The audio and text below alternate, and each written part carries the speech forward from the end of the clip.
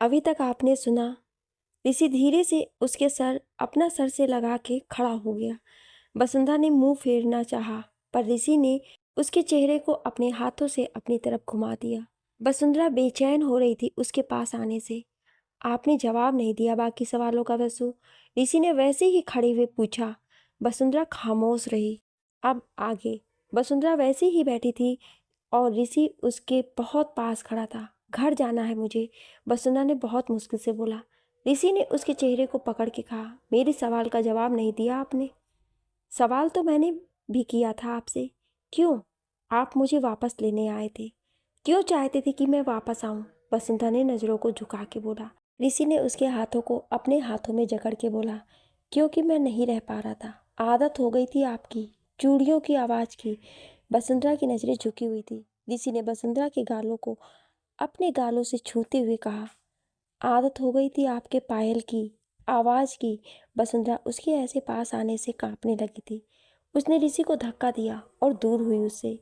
चलना चाहिए, भाभी इंतजार कर रही होंगी, वसुंधरा ने बोनट से उतरते हुए कहा तो ऋषि ने उसे वापस अपने साथ बोनट पर खींच लिया। वसुंधरा उसकी बाहों में थी, बोनट पर लेटी हुई। ऋषि का एक हाथ उसकी कमर पर था और एक हाथ पर वसुंधरा का सर था। वसुंधरा ने दूसरी तरफ मुंह फेर के कहा, घर जाना है मुझे। ऋषि ने उसके चेहरे को अपनी तरफ करते हुए कहा, सवाल का जवाब तो ले जाओ ताकि मेरे सवाल का जवाब दे सको। ये कहते हुए ऋषि की नजरें वसुंधरा की तरफ थी, जिसकी आंखें झुकी हुई थी, जिसके होंठ कांप रहे थे। ऋषि ने वसुंधरा के चेहरे को देखते हुए कहा, मेरे छूने से आपके कांपने की आदत हो गई है, आपके हाथ की बनी चाय की आदत हो गई है, आपके गुस्से की आदत हो गई है, आपकी फिक्र की आदत हो गई है, आपकी आदत हो गई है। तभी बहुत तेज कि बादल गरजने लगे। वसुंधरा डर के कारण ऋषि के गले लग गई। ऋषि ने उसको अपनी बाहों में भर लिया कस के। वसुंधरा ने उसके गले लगे आंखों को बंद किए कहा, मुझे घर जाना है। हाँ चलो, ऋषि ने कहा और वसुंधरा को उतर के गोद में उठा के गाड़ी में बैठा दिया और खुद मुस्कुराते हुए आके गाड़ी में बैठ गया। वसुंधरा दूसरी तरफ मुंह किए आंखें बंद किए बैठी थी। ऋषि ने उसके कमर में हाथ डाल उसे अपने पास कर लिया। वसुंधरा ने उसके कंधे पर सर रख दिया। मुझे फासले पसंद नहीं है वसु, ऋषि ने सामने देख के गाड़ी चलाते हुए कहा। वसुंधरा ने हल्के से उसके शर्ट को पकड़ लिया। आज ना बोल के भी प्यार का इजहार हो गया था। ऋषि को सुकून था आज। गाड़ी आके घर के सामने रुकी। ऋषि ने धीरे से बोला, बसु घर आ गया। वसुंधरा वैसे ही बैठी रही।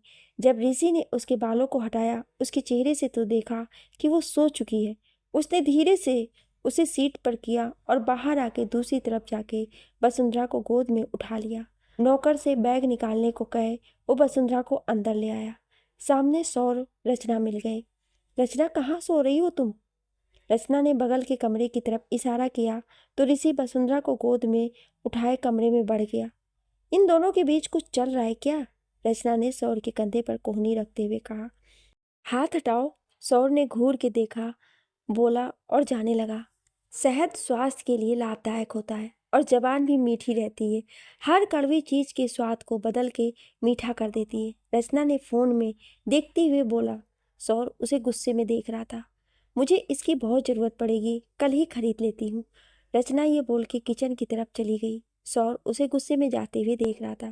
थैंक गॉड कि ये मेरे आसपास नहीं रहेगी और ना उस जगह जहाँ मैं हूँ, वरना मैं इसकी बातों को बर्दाश्त नहीं कर पाता और खून कर देता इसका।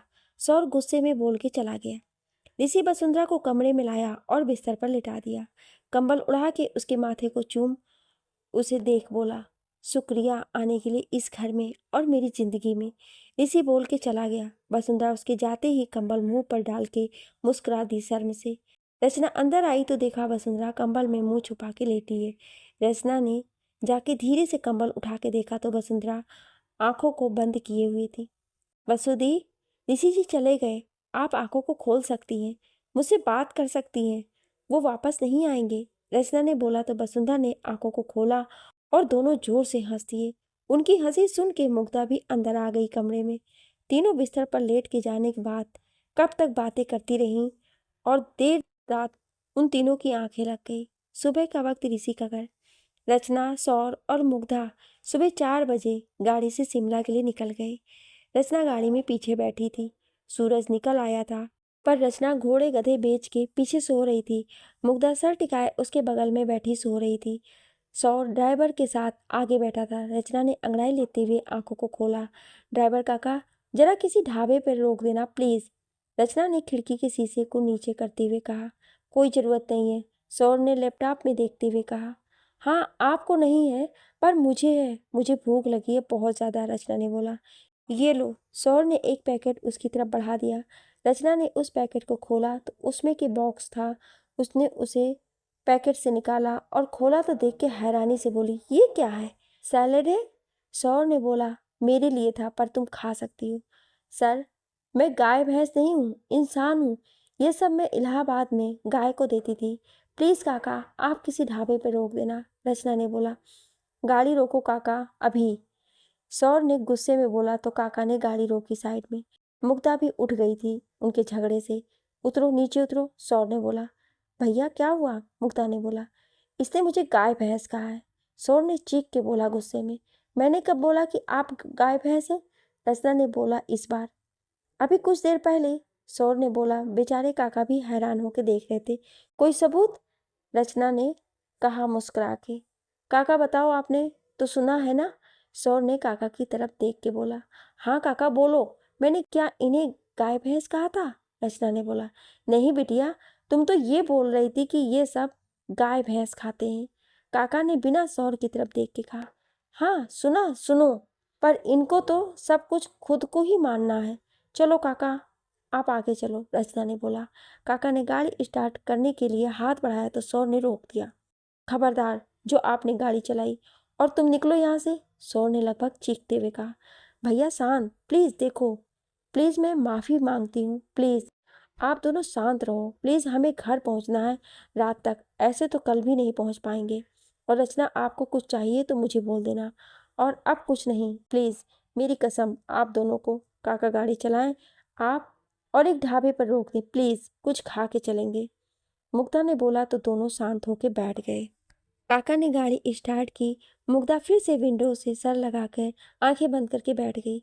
रचना सौर के पीछे मुंह बना रही थी, जो सौर सामने लगे मिरर में देख रहा था। दूसरी तरफ ऋषि नाश्ते की टेबल पर बैठा था। वसुंधरा अपने घर गई थी रेडी होने। ईशान की छुट्टी थी तो वो सो रहा था। तभी बाहर से एक नौकर भागते हुए आया।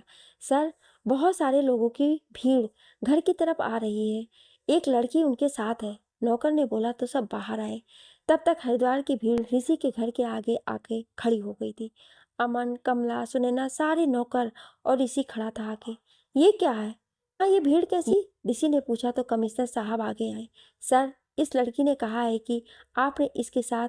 कमिश्नर साहब बस इतना ही बोल पाए थे। शायद आप ना बोल पाए, पर मैं बोल सकती हूँ। ये ऋषि मल्होत्रा इस हरिद्वार का करता धरता, इसने मेरी इज्जत लूटी है। उसके इतना बोलते ही सब हैरानी से उसे देखने लगे। वसुंधरा भी आ गई थी, उसने भी सुन लिया था सब। मैं इसे जानता भी नहीं हूँ, ऋषि ने बोला। सॉरी सर, पर मुझे आपको अरेस्ट करना होगा, कमिश्नर साहब ने बोला, और एक कांस्टेबल आगे बढ़ा हथकड़ी लेकर। रुकिए, वसुंधरा ने आगे आते हुए कहा। सब उसकी तरफ देखने लगे। ऋषि उसको यहाँ देख के जैसे शर्मिंदा हो रहा था। सर, मेरे ख्याल से किसी को अरेस्ट करने से पहले सबूत की जरूरत होती है। कहाँ है सबूत कि मिस्टर ऋषि मल्होत्रा ने कुछ किया है? वसुंधरा ने ऐसे बोला जैसे बहुत भरोसा हो उसे ऋषि पर। ये रहा सबूत। उस लड़की ने दुपट्टा उतार के दूर फेंकते हुए कहा। उसके शरीर पर नाखूनों के निशान थे। तूने एक लड़की को इंसाफ दिया था, उसके मरने पर भी ना, तो आज कर इंसाफ, उस लड़की ने चीखते हुए कहा। इंसाफ आज भी होगा, वादा करती हूँ, पर यह पहले प्रूफ हो कि ये सब इन्होंने किया है। तो चलो हॉस्पिटल चलते हैं टेस्ट के लिए, वसुंधरा ने बोला। आज सब उसे देख रहे थे। अचानक से उस लड़की के चेहरे पर डर के भाव आ गए। चले कमिश्नर साहब, वसुंधरा ने कहा। मेरे पास एक सबूत और है, उस लड़की ने कहा, और किसी को आवाज दिया। एक शख्स आया और सबके सामने खड़ा हो गया। ये वो जिसने देखा ही नहीं ये दरिंदगी करते हुए, और ये चोट उसे तब लगी जब ये इन्हें रोक रहा था, उस लड़की ने कहा। जी साहब, हमने इन्हें रोकना चाहा, पर ये बहुत गुस्से में थे, उस आदमी ने बोला। मैम, अब हमें इन्हें अरेस्ट करना पड़ेगा, सॉरी, कमिश्नर साहब ने बोला। ठीक है, पर एक रिक्वेस्ट है, आप 4 बजे इन्हें अरेस्ट करने आना प्लीज़। वसुंधरा ने कहा तो कमिश्नर साहब मान गए। मैं इस इंसान को अभी इसी वक्त सज़ा मिलती देखना चाहती हूँ। वो लड़की ये बोल के आगे बढ़ी और उस पे हाथ उठा लिया, पर वसुंधरा ने आगे आकर उसका हाथ पकड़ के झटक दिया। खबरदार जो दोबारा कोशिश की तो 4 बजे आना, मिस्टर मल्होत्रा मिल जाएंगे आपको, वसुंधरा ने कहा। कमिश्नर साहब के साथ वो लड़की गुस्से से चली गई। वसुंधरा अंदर आ गई सबके साथ। इसी खामोश था, वो कमरे में चला गया। वसुंधरा, आपने बोल तो दिया, पर भैया को, सुनैना ने बोला परेशान होके। भाभी, अपने बसु पर इतना भरोसा आप कर सकते हो कि मैं कुछ गलत नहीं होने दूंगी। वसुंधरा ने सुनैना का हाथ पकड़ के बोला। अमन जी, आपकी हेल्प चाहिए, वसुंधरा ने बोला। हाँ बोलो, अमन ने बोला। वसुंधरा ने उसे कुछ समझाया और फिर दोनों साथ में निकल लिए।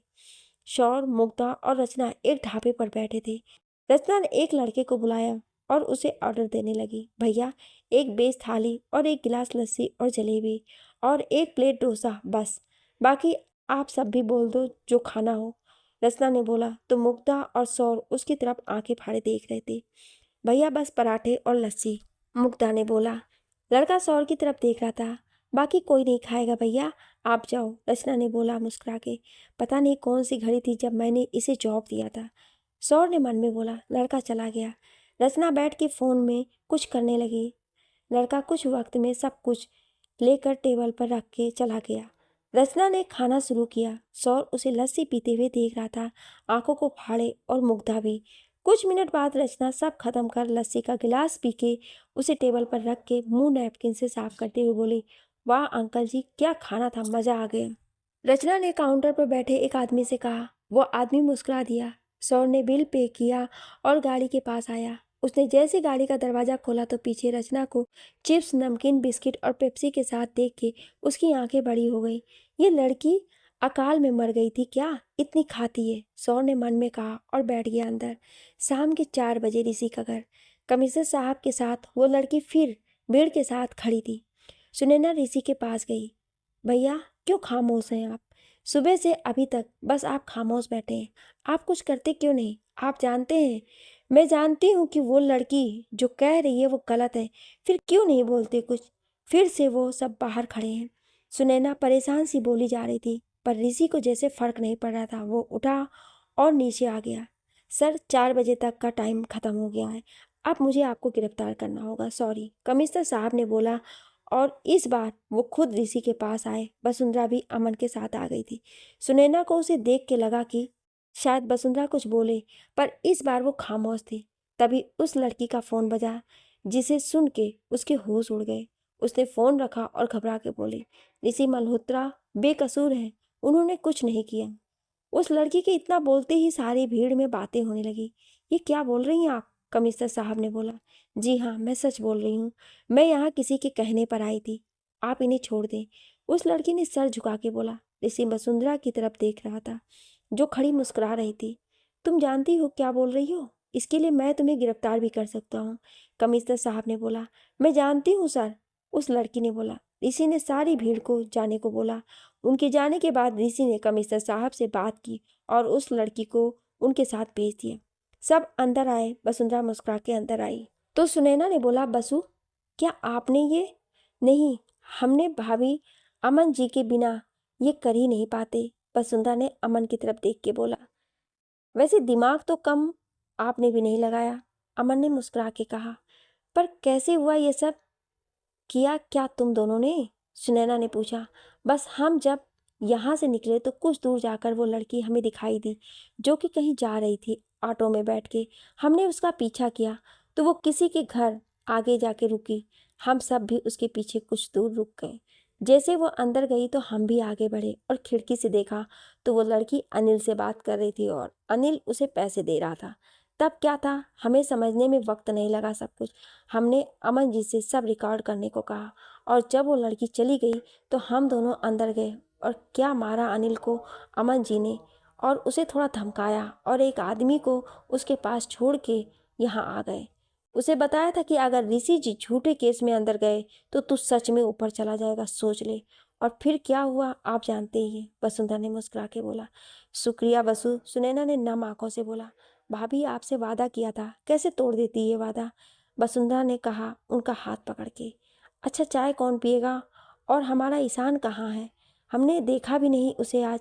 वसुंधरा ने बोला तो ईशान कमला के साथ नीचे आ रहा था। यहाँ हूँ, ईशान ने वसुंधरा के पास आते हुए कहा। वसुंधरा ने उसे भाग के गोद में ले लिया। चलो आपको आइसक्रीम खिलाती हूँ और साथ में चिप्स, चलो आओ। वसुंधरा ने ईशान को अपने साथ रसोई में ले गई। अमन, ऋषि के लिए अच्छी है ना वसु, या नहीं? सुनैना ने वसुंधरा को जाते हुए देख के पूछा। बहुत अच्छी है, अमन ने मुस्कुरा के बोला। दोनों इस बात पर हंस दिए। वसुंधरा ने सबके लिए चाय बनाई, ईशान को आइसक्रीम दिया और चाय की ट्रे और ईशान का साथ बाहर आई हॉल में सबको चाय दे ईशान को वहाँ बैठा कर वो ऋषि के कमरे में गई। देखा तो वो नहीं था वहाँ। वसुंधरा छत पर गई, देखा ऋषि खड़ा था और डूबते हुए सूरज को देख रहा था। वसुंधरा गई और खड़ी हो गई। चलिए नीचे सब इंतजार कर रहे हैं, वसुंधरा ने धीरे से बोला। वसु, मैंने उस लड़की के साथ गलत किया था? ऋषि ने उसकी तरफ देख के बोला। वसुंधरा उसके पास गई और बोली, अगर ये बात आके खुद भगवान भी बोले तो भी मैं नहीं मान सकती। वसुंधरा के बोलने पर ऋषि उसे देखने लगा। क्यों इतना भरोसा क्यों है आपको मुझ पर? ऋषि ने उसकी तरफ देखते हुए कहा। मेरे दिल ने जिसे चाहा है कुछ तो होगा उसमें, वसुंधरा ने डूबते हुए सूरज को देख के बोला। ऋषि ने सुना तो उसे बाहों में भर लिया। शाम रात में तब्दील हो चुका था। वसुंधरा ने भी आज कुछ नहीं कहा, बस ऋषि की बाहों में आंखें बंद किए खड़ी थी। आज की रात में भी जैसे मोहब्बत बस रही थी। रात का वक्त, शिमला शहर। सौर की गाड़ी आके एक बंगले के बाहर रुकती है। मुग्धा बाहर आती है पर रचना सो रही थी। रचना उठो, घर आ गया।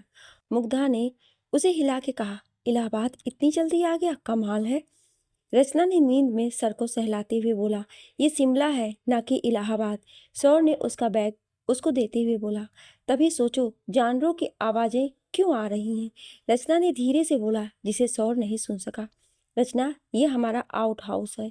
मैंने नौकरों से कह के इसे साफ करा दिया है और जो ज़रूरत का सामान था रख दिया है। कुछ और चाहिए तो बता देना। मुग्धा उसे आउट हाउस के अंदर लेकर आते हुए बता रही थी। रचना ने पूरे आउट हाउस पर एक नज़र डाली और बोला, बहुत अच्छा है, मुझे बहुत पसंद आया। रचना ने मुस्कुरा के बोला, अच्छा तुम आराम करो, अगर कुछ चाहिए तो यहाँ फ़ोन है, 9 नंबर डायल करना तो घर में फ़ोन बजेगा। अब चलो, गुड नाइट। मुग्धा ये बोल के चली गई। रचना ने दरवाज़ा बंद किया और सीधा कमरे में आई और बैग वहीं कमरे की फर्श पर फेंक सीधा बिस्तर पर आकर लेट गई और कुछ देर बाद उसे नींद आ गई। उधर सौर गुस्से में बड़बड़ाए जा रहा था। भैया बस करो ना, गुस्सा करना, मुग्धा ने बोला जम्हाई लेते हुए। बस, अरे देखा नहीं तुमने उसे? पूरे रास्ते उसने मेरा दिमाग खा लिया। उसे देख के लगता है कि वो सिर्फ 2 चीज़ों के लिए पैदा हुई है, एक तो खाने के लिए, दूसरा सोने के लिए। वो सोती है और सोकर उठती है तो खाती है। ओ गॉड, कोई कैसे ऐसे हो सकता है? अच्छी बात है कि मैंने इसे वहाँ जॉब नहीं दिया जहाँ मैं काम करता हूँ, वहाँ दी जहाँ मैं नहीं हूँ, वरना मैं इसे बर्दाश्त नहीं कर पाता। सौर बोले जा रहा था और मुग्धा जा चुकी थी अपने कमरे में। सौर ने पीछे मुड़ के देखा तो मुग्धा नहीं थी।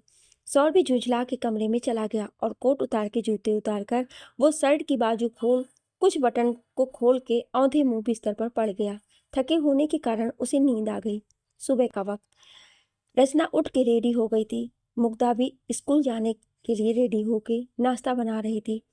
उसने रचना को फ़ोन किया और उसे नाश्ता पर बुला लिया। रचना रेडी थी, उसने बैग लिया और अपने आउट हाउस को लॉक कर वो रचना के घर में आ गई। उसने देखा घर बहुत प्यारा था पर बहुत पुराने तरीकों का डेकोरेशन हुआ है उसमें। गुड मॉर्निंग रचना, मुग्धा ने उसे देख मुस्कुरा के कहा। गुड मॉर्निंग मुग्धा, रचना ने बैग सोफे पर रखते हुए कहा। तुम क्या खाओगी बता दो, मैं बना देती हूँ। मुग्धा ने चाय बनाते हुए कहा। आप चाय बनाओ, मैं कुछ बना देती हूँ।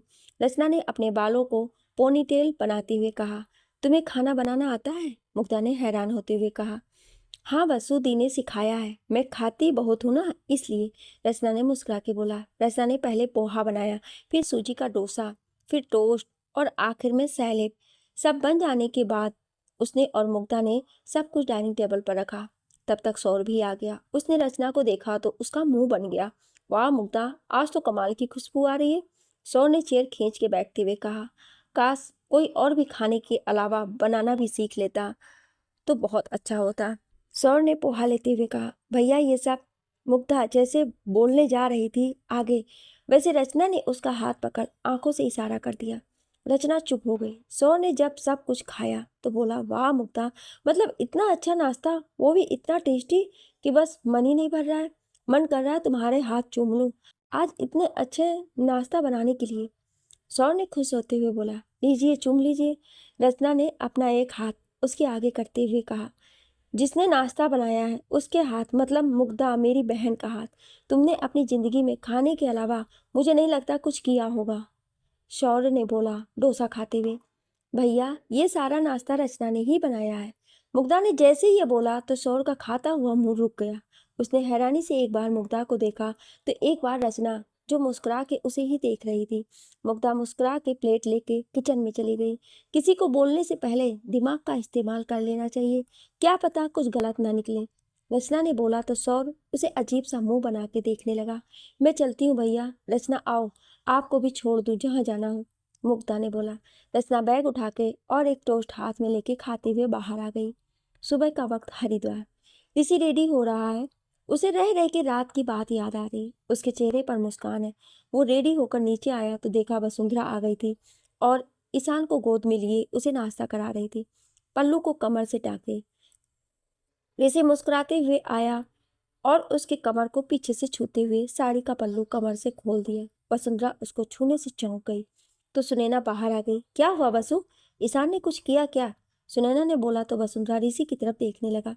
कुछ नहीं भाभी, वो मुझसे ये प्लेट गिरने वाली थी तो मैं, वसुंधरा ने घबरा के बोला। ऋषि बैठा मुस्कुरा रहा था। सुनैना अंदर चली गई वापस। ईशान जाओ, बैग ले आओ, मैं टिफिन ले आती हूँ आपका। वसुंधरा ने ईशान का मुंह साफ करते हुए कहा। ईशान उठ के चला गया। वसुंधरा बिना ऋषि की तरफ देखे जाने लगी। चाय, ऋषि ने उसका पल्लू पकड़ के बोला। हाँ, वसुंधरा ने बोला और जाने लगी पर ऋषि उसका पल्लू नहीं छोड़ा। मीठी हो, ऋषि ने फिर बोला। आप पल्लू छोड़ोगे तब लाऊंगी ना मैं, सुनैना ने बोला तो ऋषि ने छोड़ दिया। वसुंधरा गई और सुनैना के साथ चाय और ईशान का टिफिन ले आई। आपकी चाय, वसुंधरा ने कहा और टेबल पर रख दिया। भाभी, आज मुझे लेट हो जाएगा आने में, आप इंतजार मत करना, मेरी मीटिंग है, मैं बाहर ही खा लूंगा, ऋषि ने बोला। बसु चलो, देर हो रही है, ईशान ने आके बोला। हाँ ईशान चलो, वसुंधरा बोल के चली गई ऋषि को घूरते हुए। ऋषि मुस्कुरा रहा था। कुछ देर बाद वो भी ऑफिस चला गया अमन के साथ। और दूसरी तरफ शिमला में माहौल गर्म था क्योंकि रचना को जॉब सौर के ऑफिस में मिली थी और सौर उसे देख के वहां गुस्से से बौखला रहा था। अभी के अभी इसका ट्रांसफर करो, मुझे नहीं पता, मैं इस लड़की को यहाँ नहीं झेल सकता, सौर अपने मैनेजर से बोल रहा था। सर, पर इस वक्त सब जगह सारे न्यू एम्प्लॉय को अपॉइंटमेंट कर दिया है, कहीं जगह नहीं खाली है, सौर के मैनेजर सिंधे साहब ने बोला। निकाल दो जॉब से, निकाल दो अभी इसी वक्त, शौर ने बोला। सर नहीं कर सकते, कॉन्ट्रैक्ट हो चुका है, सिंधे साहब ने डरते हुए बोला। फाड़ दो वो कॉन्ट्रैक्ट पेपर, सौर ने बोला। कैसे फाड़ दोगे वो कॉन्ट्रैक्ट पेपर, रचना केबिन के अंदर आते हुए बोले। तुम्हें किसने कहा अंदर आने को, बाहर निकलो, और ये मेरा ऑफिस है, मैं कुछ भी कर सकता हूँ। सौर ने इतना बोल के कॉन्ट्रैक्ट पेपर मांगा और उसे रचना के सामने फाड़ दिया। अब आप जा सकती हैं वापस इलाहाबाद, सौर ने मुस्कुरा के बोला। इसलिए कहते हैं मिस्टर सौर, खुराना की इंसान को अपने क्रोध पर नियंत्रण रखना चाहिए, वरना क्रोध उसके समझने और सोचने की क्षमता को छीन लेता है। वैसे खैर छोड़ो, सिंधे जी आप ये पेपर जरा पढ़ के इन्हें सुना दें। रचना ने फोटोकॉपी का पेपर सिंधे जी की तरफ बढ़ा के कहा। सर, ये तो उसी कॉन्ट्रैक्ट की फोटोकॉपी है और इसमें साफ साफ लिखा है कि, सिंधे जी बोलने जा रहे थे कि सौर ने बीच में बोला। मुझे पता है क्या लिखा है, मुझे मत बताएं आप, सौर ने गुस्से में कहा। तो मैं तो यहाँ से जाऊंगी नहीं, और अगर आपको मुझे निकालना है तो कोई बहुत बड़ी मिस्टेक बताना होगा जो मैं करूंगी नहीं, रचना ने मुस्कुरा के बोला। ओके, मैं भी देखता हूँ कि तुम कब तक यहाँ रुकती हो। सिंधे जी अकाउंटेंट तो है ही है, ये अब साथ में ही मेरी पर्सनल सेक्रेटरी भी अपॉइंटमेंट की जाती है, तो इनको आज से सब समझाओ और इनकी टेबल यहाँ मेरे केबिन में लगाओ, ये यहीं रहेंगे, सौर ने मुस्कुरा के बोला। रचना समझ गई थी कि उसने सोते हुए शांत शेर को छेड़ दिया है, जो गुस्से में है बहुत, और अब रचना फंस गई है। कुछ देर में रचना की टेबल, चेयर और बाकी सामान भी आ गए। रचना बैठ गई और तभी सौर ने सिंधे जी को बुलाया। जी सर, आपने बुलाया, सिंधे साहब ने कहा आके। जी, आप जितने भी पेंडिंग बजट फाइल हैं वो सारी पियोन से मिस कश्यप को दिला दें और कुछ नोटपैड भी मिस कश्यप के बहुत काम आने वाला है, शौर ने बोला। सिंधे साहब चले गए। रचना शौर को खा जाने वाली नजरों से देख रही थी। उसने बैग से बोतल निकाला और पानी पीने लगी। तभी दो पियोन फाइलों का पहाड़ लेकर उसके सामने खड़े थे। अरे भैया, मुझे सिर्फ मेरे काम की फाइल्स दीजिए, रचना ने बोतल रखते हुए कहा। मैम, ये सब आपके ही काम की फाइल्स हैं, सिंधे जी ने भेजी है, उनमें से एक पियोन ने बोला। रचना ने सुना तो उसकी आंखें फैल गई। भगवान, इस बद दिमाग खुराना को लात घूसों की मशीन में डाल के कुछ वक्त के बाद बाहर निकाल लेते तो मैं खुश हो जाती। रचना ने सौर को घूरते हुए कहा।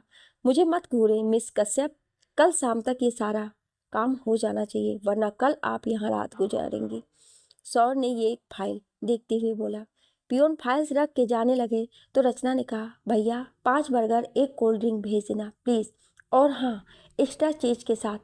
रचना ने ये बोला तो सौर और बाकी दोनों पियोन उसे घूरने लगे। ऐसे मत देखो, बिना खाए मेरा दिमाग नहीं चलता है, रचना ने एक फाइल उठाकर देखते हुए कहा। वो दोनों पियोन चले गए। रचना ने अपना नज़र का चश्मा निकाल उसे साफ किया और बैक साइड में रख के लग गई काम करने में। पियोन उसका ऑर्डर रख के चला गया। शाम का वक्त, ऋषि का घर। वसुंधरा बैठी ईशान का होमवर्क करा रही थी कि तभी ईशान के पास रखा फ़ोन बजा। वसुंधरा ने उठाया। हेलो, वसुंधरा ने बोला। हाँ, मुझे खाने में पुलाव खाना है, वो भी रायते के साथ, आज रात में। ऋषि ने दूसरी तरफ से बोला। ठीक है, मैं भाभी से बोल दूंगी कि आप आ रहे हैं और आपको ये खाना है, वसुंधरा ने बोला। भाभी के हाथ का नहीं, ऋषि ने बोला। ठीक है, कमला से बोल दूंगी, वसुंधरा ने बोला। उसके हाथ का भी नहीं, ऋषि ने मुस्कुरा के बोला। होटल से मंगवा दूंगी, वसुंधरा ने बोला। वहाँ का भी नहीं, ऋषि ने बोला। तो फिर, वसुंधरा ने बोला। आपके हाथ का रात को ठीक 9 बजे मुझे खाना चाहिए, ऋषि ने बोला। पर मैं तो उससे पहले चली जाती हूँ, वसुंधरा ने बोला। आज रुक जाओ, बनाओ, मुझे खिलाओ और तब सोचूंगा कि आपको घर भेजूं या नहीं, ऋषि ने मुस्कुरा के बोला। बोलना मत आप कुछ, आज जो आपने किया मुझे बिल्कुल पसंद नहीं आया, वसुंधरा ने नाराज होते हुए कहा। क्या किया मैंने आज, ऋषि ने ऐसे बोला जैसे वो कुछ समझ ही नहीं रहा है। आपने मेरी कमर, इतना बोल के वसुंधरा रुक गई। हाँ, आगे, ऋषि ने मुस्कुरा के कहा। बहुत बुरे हैं आप ऋषि, ये बोल के वसुंधरा ने फ़ोन रख दिया। जब वसुंधरा के मुंह से ऋषि ने अपना नाम सुना पहली बार तो खुश हो गया। उसने फिर कॉल किया। वसुंधरा ने उठाया। क्या बोला आपने अभी, ऋषि ने पूछा। आप बहुत बुरे हैं, वसुंधरा ने बोला। उसके बाद, ऋषि ने बोला। उसके बाद कुछ नहीं। अच्छा, मैं जा रही हूँ ईशान को कुछ खिलाने, आप काम करें अपना, बाय। वसुंधरा ये बोल के मुस्कुरा के फ़ोन रख दी। वसुंधरा मुस्कुराते हुए ईशान को नीचे ले आई। दूसरी तरफ रचना ने शाम तक बहुत सारा काम कंप्लीट कर दिया था। सौर ये देख के हैरान था कि इतनी दुबली पतली लड़की इतना कैसे खा सकती है, क्योंकि सुबह से रचना इतना खा चुकी थी कि सौर ने उसे देख के आज दोपहर लंच नहीं खाया था। सौर का फ़ोन बजा तो उसने उठाया। हाँ मुग्धा, बोलो, सौर ने कहा। भैया प्लीज़ आते वक्त रचना को साथ ले आना प्लीज़, वो अभी यहाँ नहीं आई है, कल से उसे मैं अपनी स्कूटी दे दूँगी, बस आज ले आए आप साथ। मुग्धा के इतना बोलने पर सौर को ना चाहते हुए भी मानना पड़ा। रात के 7 बजे सौर निकलने लगा तो उसने रचना को बोला। चलो, मुग्धा ने साथ चलने को कहा है, मैं नीचे गाड़ी में इंतजार कर रहा हूँ, सौर बोल के चला गया।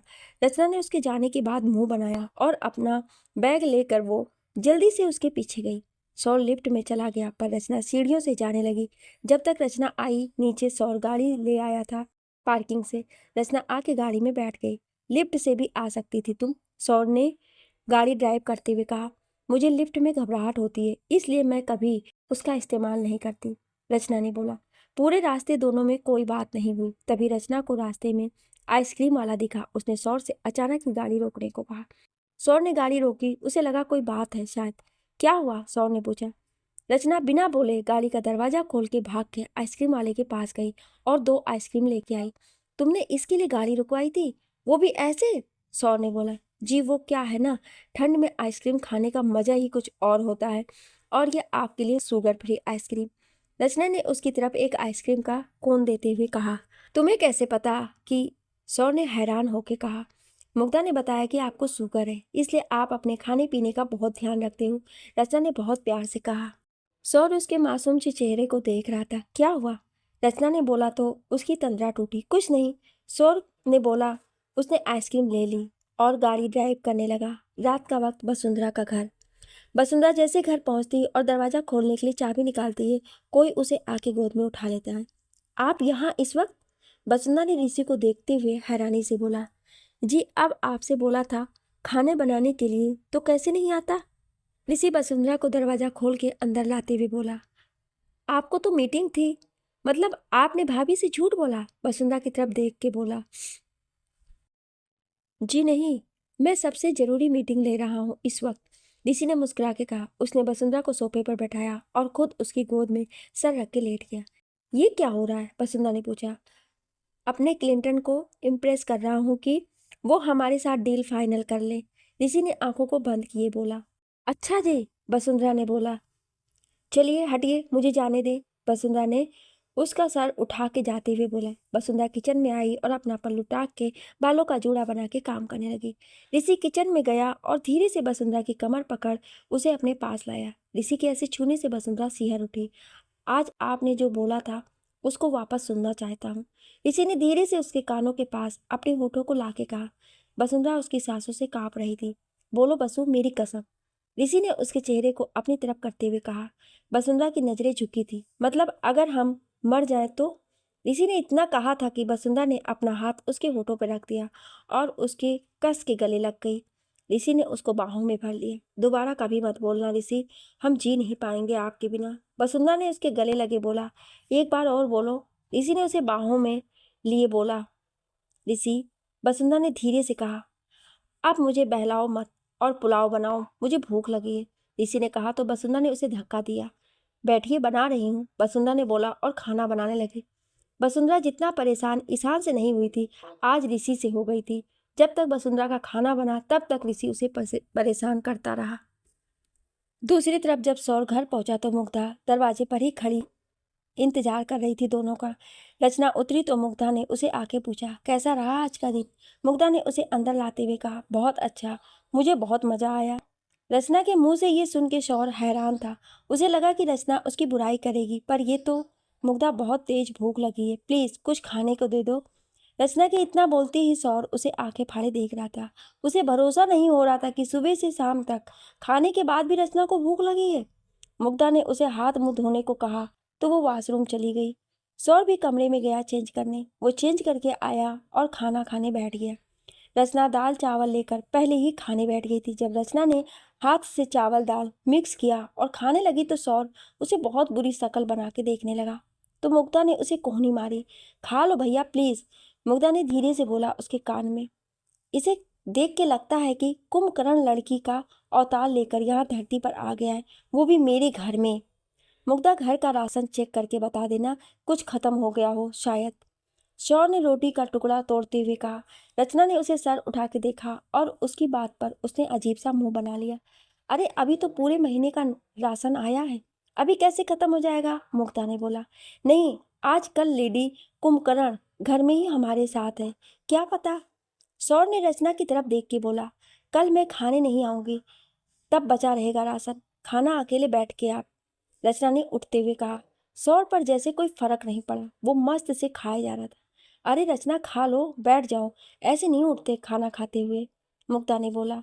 उसने खाना छोड़ा भी कहाँ है, सब खा के ही उठी है, हाथ धुलना है वो ये अपने आउट हाउस में जाकर धुल लेगी।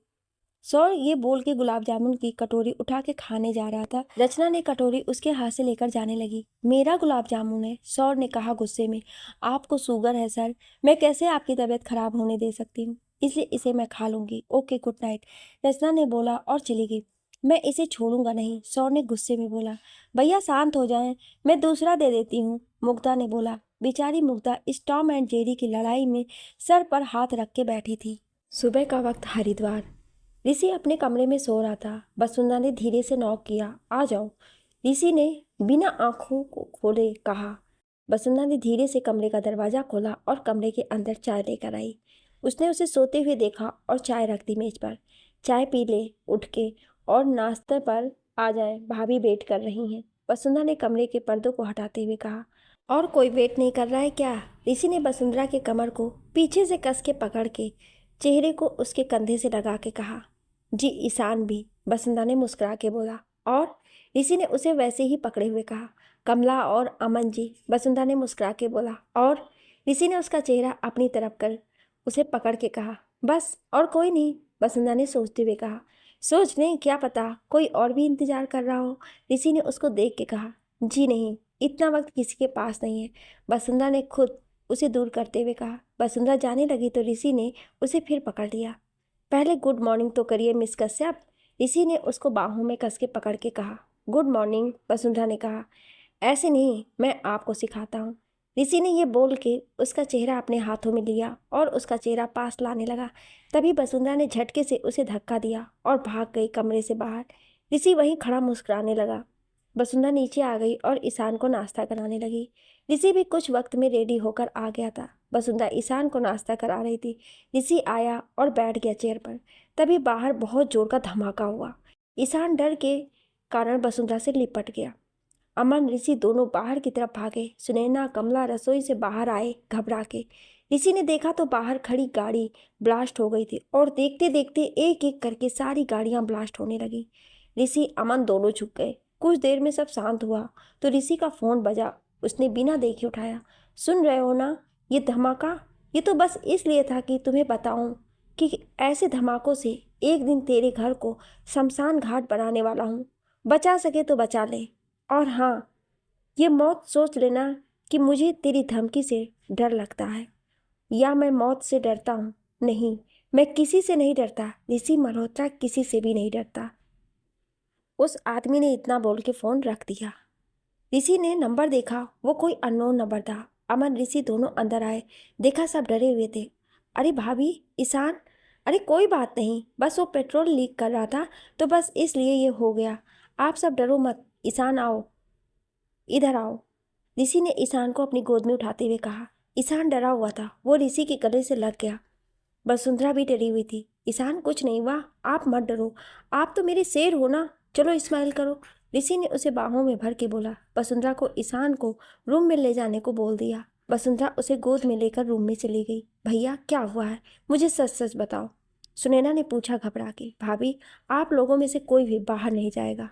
वसुंधरा को भी यहीं रोक लेना आप, और बिना बताए इस घर में कोई अंदर नहीं आएगा, चाहे जो हो, ऋषि ने बोला। पर ये सब क्या हो रहा है, सुनैना ने पूछा। बस समझ लो कोई नया दुश्मन पैदा हो गया, बस आप सब घर में रहें बस, ऋषि ने कहा और बाहर चला गया। उसने फ़ोन करके गाड़ियाँ मंगवाई। गाड़ियाँ कुछ वक्त में ऋषि के घर के आगे खड़ी हुई। पहले उन सबको चेक किया गया और तब ऋषि उसमें बैठा। अमन, पता करो कौन पैदा हो गया हरिद्वार में, हमारा नया दुश्मन, ऋषि ने कुछ सोचते हुए कहा। वसुंधरा ईशान को गोद में लिए टहल रही थी। कुछ सोचते हुए सुनैना अंदर आई तो देखा ईशान सो गया है वसुंधरा की बाहों में। बसु सो गया है, वो सुला दो उसे बिस्तर पर, सुनैना ने बोला तो वसुंधरा की तंद्रा टूटी। वसुंधरा ने ईशान को सुला दिया बिस्तर पर। जब वो दूर हुई तो ईशान उसके साड़ी का पल्लू पकड़े सो रहा था। उसने धीरे से पल्लू को उसके हाथ से छुड़ाया और उसे उठा के सुनैना के पास आ गई। चलो कुछ खा लो, सुनैना ने कमला को ईशान के पास रुकने को बोल के वसुंधरा के साथ नीचे आ गई। वसुंधरा खामोश थी। सुनैना समझ रही थी उसके लिए ये सब आम बात थी, पर वसुंधरा उसके लिए तो ये नई बात थी। वसुंधरा मत सोचो कुछ, लो नाश्ता करो, सुनैना ने बोला तो वसुंधरा ने बहुत थोड़ा सा खाया। तभी उसका फ़ोन बजा। उसने उठाया तो दूसरी तरफ से आवाज़ आई। मिस कश्यप, सुना है आप ऋषि जी की मासूका हैं, समझाए उन्हें कि जिस कॉन्ट्रैक्ट को वो साइन करने जा रहे हैं वो ना करें साइन। आपकी बात तो वो बहुत मानते हैं। सुना है तो बोलिए, आधा घंटा है, कहीं ऊपर सो रहा ईशान हमेशा के लिए ना सो जाए। इतना बोल के वो शख्स ने फ़ोन रख दिया। वसुंधरा बहुत घबरा गई। सुनैना ने पूछा तो उसने उसे सब बताया। वसुंधरा ने जल्दी से ऋषि को फ़ोन किया पर मीटिंग में होने की वजह से उसने फ़ोन नहीं उठाया। वसुंधरा परेशान हो गई। वसु, ऐसे बहुत फ़ोन कॉल आते हैं, सब पर ध्यान देना ज़रूरी नहीं है, कुछ नहीं होगा। सुनैना उसे समझा रही थी पर वसुंधरा के मन में कुछ बुरा होने की घबराहट थी जैसे। वसुंधरा कुछ वक्त में नॉर्मल हो गई। ईशान भी उठ गया था। वसुंधरा उसे गोद में लेकर नीचे आ गई।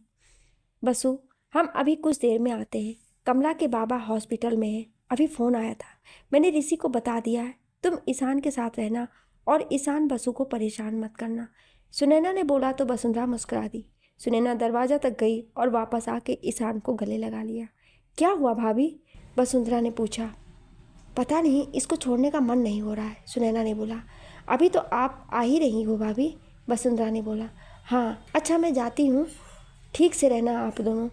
सुनैना ईशान को वसुंधरा की गोद में देके जाते जाते बोली। वसुंधरा ईशान को हॉल के सोफे पर बैठ गई लेके और कुछ पेपर और कलर लेकर उसके साथ पेंटिंग करने लगी। दोपहर का वक्त शिमला। रचना ने शाम से पहले ही सारा काम खत्म कर सौर की टेबल पर सब रख दिया था। काम हो गया है, देख ले। रचना ये बोल के अपनी चेयर पर जाके बैठ गई। तभी सौर ने फाइल उठाई और उसे देखने लगा। फाइल देखते हुए उसके आंखों के आगे जैसे अंधेरा छाने लगा। वो अपना सर धीरे से टेबल पर झुका लिया और धीरे धीरे उसने सर को टिका लिया। रचना ने देखा तो वो सौर के पास गई। उसने उसे बुलाया पर वो कुछ नहीं बोला। रचना ने उसको हिलाया तो देखा वो बेहोश हो गया था। सर सर, रचना ने घबरा के बोला। उसने सौर के सर को उठा के उसे चेयर से लगा के बैठा दिया। रचना पानी लेके आई बैग से और हाथ में लेकर मारा तो उसे हल्के से होश आया। सर आप ठीक हो ना, क्या हुआ? रचना ने घबरा के कहा। हाँ, जाओ सिंधे जी को बुलाओ, सौर ने धीरे से बोला। रचना ने फ़ोन किया तो सिंधे जी भाग के आए। उन्होंने जब सौर की हालत देखी तो वो समझ गए। उन्होंने इंसुलिन का इंजेक्शन लाने को बोला। जब इंजेक्शन आया तो सिंधे जी या किसी को नहीं आता था लगाना। इधर दें, हम लगा देते हैं, हमें आता है, रचना ने बोला और इंजेक्शन लेके उसका मीटर लेवल फिक्स कर सौर की शर्ट की बाजू को ऊपर कर स्किन में लगाया। सर आपने कुछ खाया नहीं था क्या आज? सिंधे जी ने बोला। रचना ने खाना लाने को बोला। सौर ठीक हो रहा था। जब आपको पता है कि आपको ये प्रॉब्लम है तो खुद का ख्याल नहीं रख सकते हैं आप? कुछ खाने के लिए भी एक असिस्टेंट रखवा दें क्या, जो आपको हर घंटे में आके बोले कि सर अब आप खा लो, अब आप सो लो।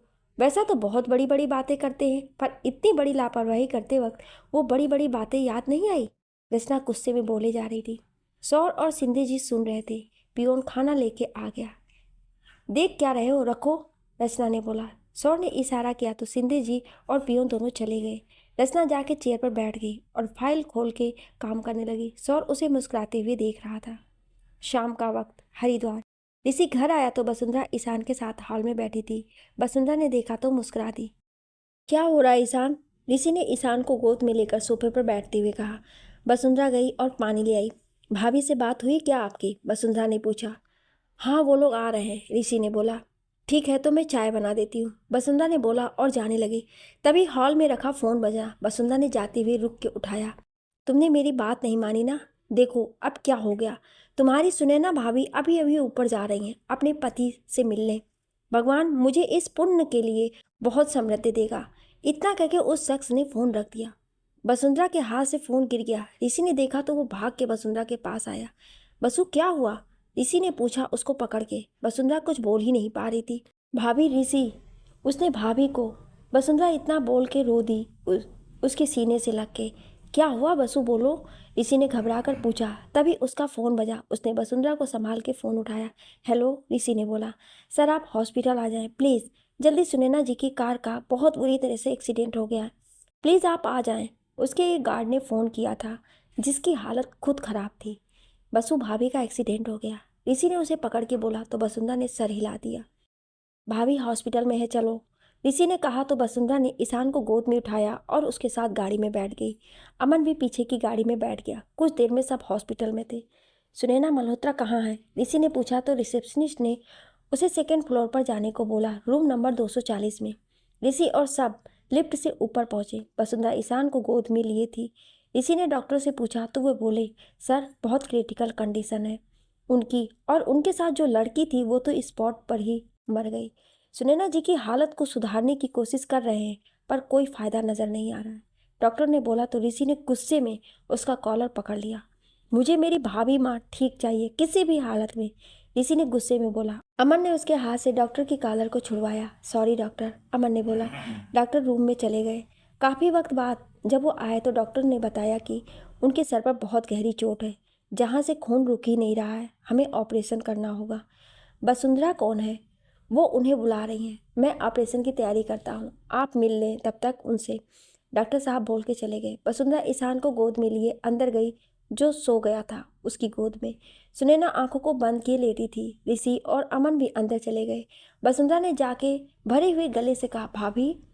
सुनैना धीरे से अपनी आंखों को खोला। वसुंधरा को देख कर वो धीरे से मुस्कुराई। सुनैना ने उसे ईशान को बाहों में देने का इशारा किया। वसुंधरा ने सोते हुए ईशान को सुनैना के पास लिटा दिया और रो दी। बसु, मैं अपना ईशान आपको सौंप रही हूँ। इसका ख्याल रखना, कभी इसे खुद से दूर मत करना। आज से आप सिर्फ इसकी सिंड्रेला नहीं बल्कि माँ भी हैं। कभी कोई गलती करे तो डांट देना, पर इसे अपने आंचल से कभी दूर मत करना। और ऋषि भैया के साथ हमेशा रहना।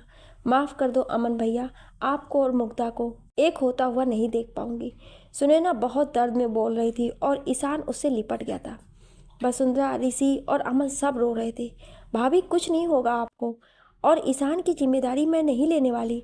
आप उसकी माँ हैं, आप खुद अपने बेटे की जिम्मेदारी लें और ठीक हो जल्दी। मैं अकेले इसे नहीं संभाल पाऊंगी। वसुंधरा ने रोते हुए कहा, उसका हाथ पकड़ के। बस वो वादा करो, ईशान को कभी खुद से दूर नहीं करोगी। मेरी कसम, वादा करो, सुनैना ने कहा। वसुंधरा उसका हाथ कस के पकड़ के रोते हुए सर हिला दी। सुनैना ने ईशान के सर को सहलाया जो सो रहा था और उसे कस के बाहों में लिया। ये करते वक्त सुनैना के चेहरे पर दर्द के साथ राहत था कि तभी उसका हाथ ईशान के सर से छूट के नीचे गिर गया, बेजान होके। ऋषि ने देखा तो भाग के डॉक्टर को बुलाया। वसुंधरा ने ईशान को गोद में ले लिया। डॉक्टर ने आके देखा तो वो भी खामोश हो गया। उसकी खामोशी बता रही थी कि अब सुनैना नहीं रही। वसुंधरा ऋषि के सीने से लगकर रो पड़ी। पूरा कमरा जैसे शांत हो गया था। वसुंधरा की गोद में सुनैना की अमानत सो रही थी। सुबह का वक्त, हरिद्वार का शमशान घाट। सुनैना को चिता पर लिटाया गया था और दूसरी चिता पर कमला को।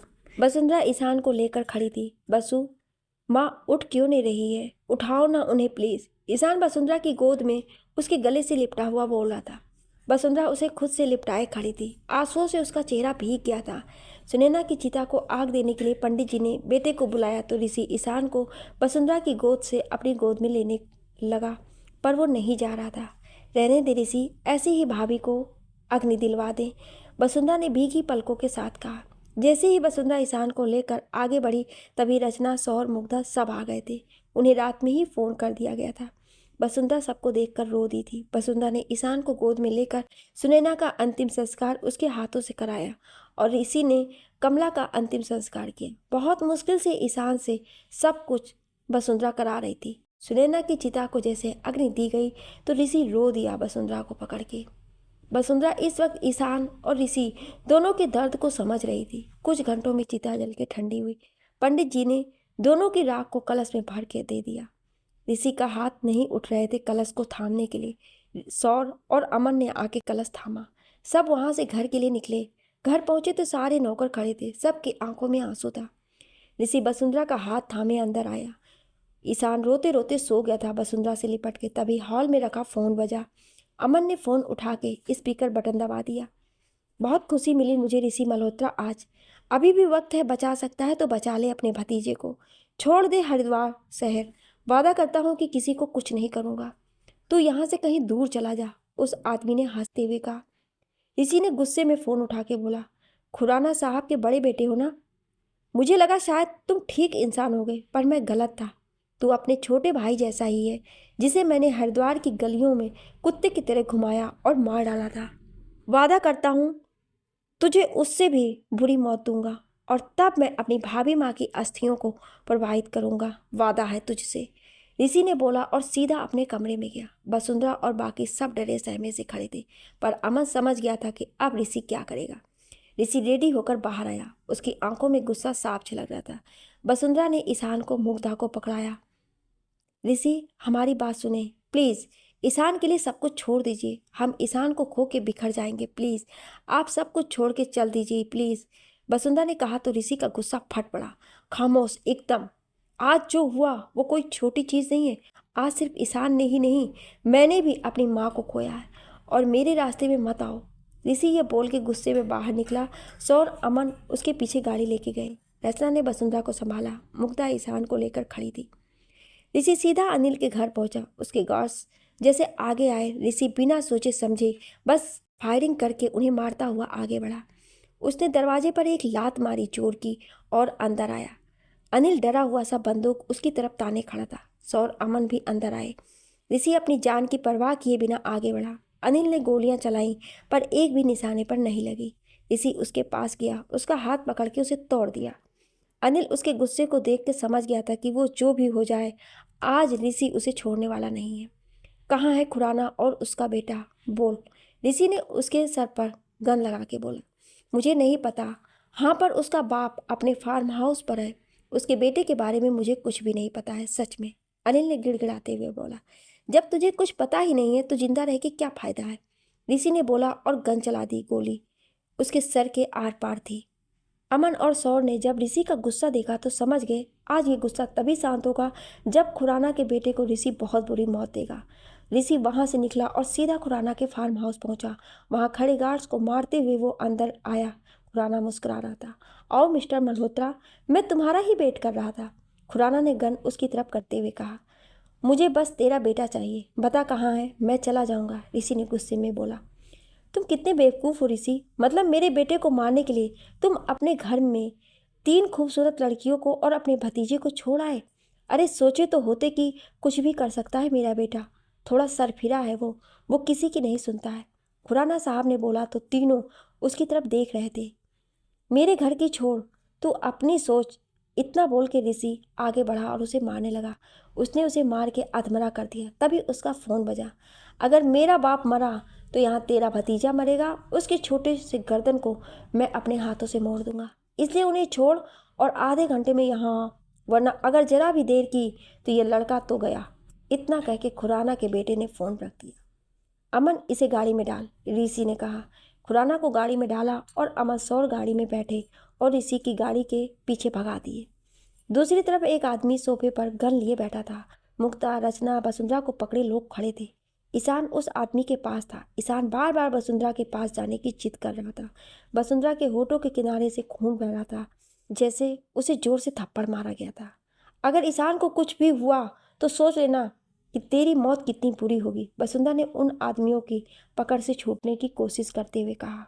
मुझे तेज आवाज़ बिल्कुल भी पसंद नहीं, बिल्कुल भी नहीं। मुझे तेज आवाज़ों से कुछ होने लगता है और तब मैं कुछ कर बैठता हूँ, खुराना के बेटे विक्रम ने कहा। तभी बाहर से गेट टूटने की आवाज़ आई। विक्रम को पता था ये ऋषि है। क्या ऋषि सबको बचा पाएगा या कुछ और होने वाला है, जानने के लिए सुनिए अगले भाग में।